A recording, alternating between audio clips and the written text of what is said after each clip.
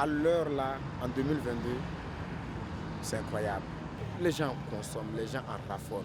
Depuis les années 2000 où il a fumé son premier joint, jusqu'en 2022 où nous échangeons, Ben Ali Ouedraogo avoue que la consommation de la drogue dans nos cités a explosé à une vitesse grand V. Effet de mode, adolescence, ignorance des effets liés à sa consommation, etc. Les raisons sont nombreuses qui poussent les jeunes à tomber dans la consommation de la drogue. Pourtant, cet ancien consommateur, devenu acteur aujourd'hui, estime avoir eu de la chance, mais aussi et surtout de s'être résolu à arrêter à temps. J'ai grandi dans un quartier où vraiment, à cette époque-là, il faut avouer, je ne sais pas, banalement, tout d'un coup comme ça, tous les jeunes sont entrés dedans. Et en tant que copain, ils te poussent, prends, tu vas voir, ils te font, tu poffes, tu vois. Mais moi, je dirais que les parents ont été d'un atout, notamment un grand frère qui était très attentif, qui m'a vite recadré, qui a compris. Il m'a recadré très rapidement. C'est peut-être une chance, je le dis tous les jours, mais il faut dire que c'est aussi une prise de conscience intérieure parce que je les voyais, beaucoup ont pété, beaucoup étaient agressifs. Le plus choquant, c'est un propre cousin à moi qui est resté dedans par overdose. Hein. Ouais. Et puis, malheureusement, vous savez qu'il y a des morts qui font très mal. Il est jeune, certes, mais il rentre dans sa chambre, il meurt et puis il dure là-bas même. Quand le corps a voulu se gonfler, c'est la maman qui s'est rendue compte à un moment donné. Il ne le voyait pas et puis il ouvre sa chambre, il voit qu'il est gonflé là-bas couché. Vous voyez, c'est choquant. Il n'y a pas plus tard que 6 mois encore, il y a un autre ami d'enfance là. Lui, quand il est décédé, c'est son corps même qui est en train de se percer pour que le sang sorte. Quoi. En fait, il y a toujours les inconvénients de malades derrière ceux qui en consomment. Pourtant, les accros à la drogue ne manquent pas d'arguments pour s'adonner à sa consommation, sans compter qu'elle est accessible à un niveau plus qu'étonnant. Vous savez ceux qui sont accros dans la drogue, là, toutes sortes de drogues, là, ils préfèrent la drogue même que la femme. Je parle notamment des garçons, des hommes. Vous voyez, c'est leur femme, c'est leur épouse. Au point même, c'est pas tabou qu'ils prennent, ils disent que, voilà, comme quelqu'un qui fait des rapports avec une dame et puis il joue. Les gens en consomme et puis jouent, c'est leur plaisir. D'autres ne se lavent pas de peur que la dose sorte sur eux. D'autres prennent des seaux, des sachets, ils attachent les têtes plus pour que ça reste. Vous comprenez comment on peut vivre comme ça? Les grossistes dans les petits quartiers de Ouaga qu'on appelle les ghettos, les Kalakuta, tout et tout. Et ils débarquent même, ils partent dans les internats, les environnants, même très loin. Ils jettent et puis ils disent aux petits, j'ai mis ça vers ce côté-là, va chercher. Vous voyez? Enfin, ça fait rire quoi, mais... Et le gars, il prend là-bas, lui-même, il fait le petit trafic là-bas.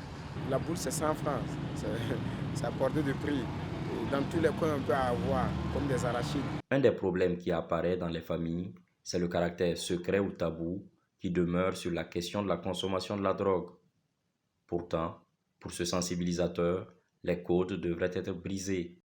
La caravane Oskimotour Zéro Drogue en milieu scolaire existe depuis une quinzaine d'années. Son initiateur nous partage la vision qu'il a eue jusqu'à aujourd'hui. Le constat est simplement que moi-même j'ai été un ancien usager de drogue dans les années 94 à Abidjan, précisément en zone 4. J'ai eu plein d'amis qui sont tombés à cause de la drogue, allés en prison, devenus fous. Et moi, j'étais déjà un adepte de la musique reggae. Et je disais à mes amis, quand je vais devenir un grand artiste, je souhaite faire des concerts de sensibilisation pour dire à la jeunesse de ne pas en consommer.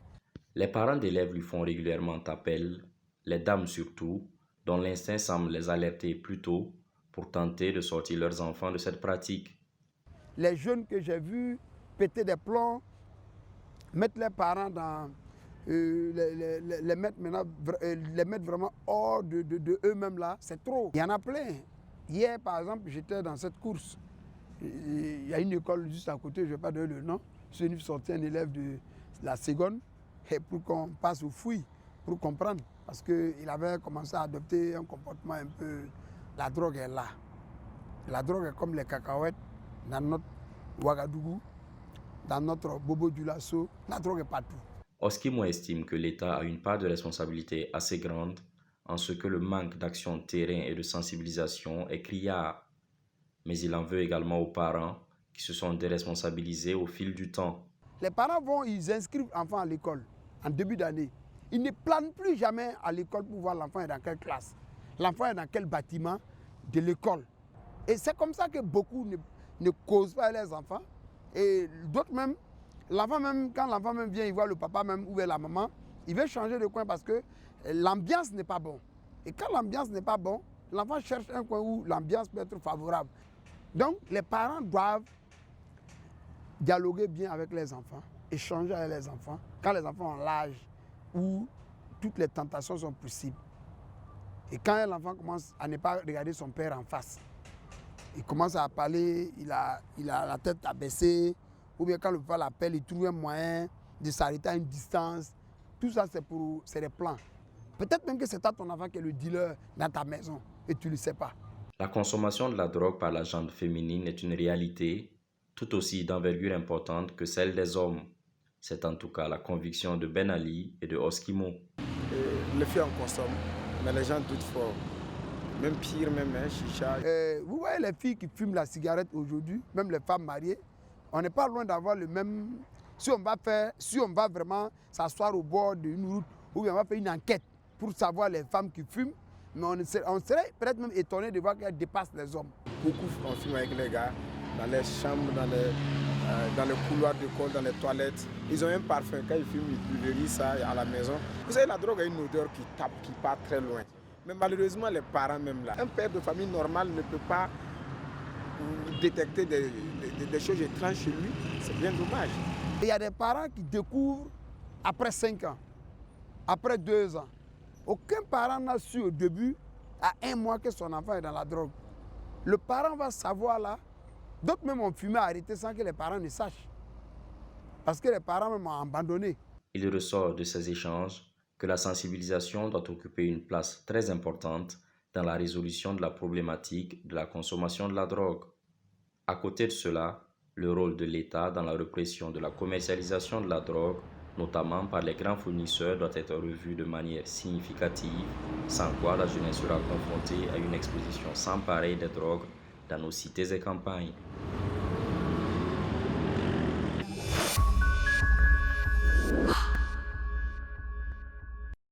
Droit Libre TV, la web télé 100% droits humains, 100% liberté d'expression.